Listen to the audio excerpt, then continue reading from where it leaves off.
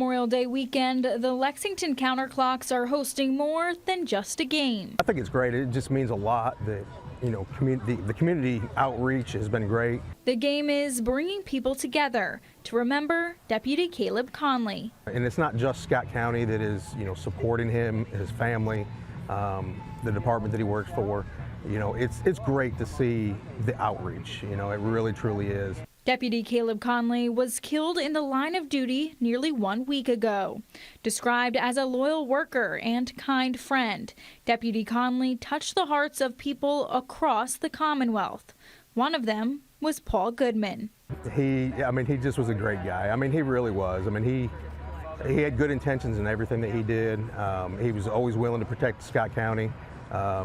In whatever endeavor it was. Goodman says he had the opportunity to work with Deputy Conley for 3 years.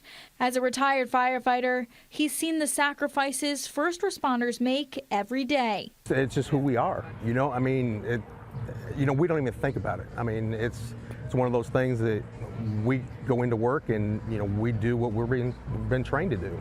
And it's just our job.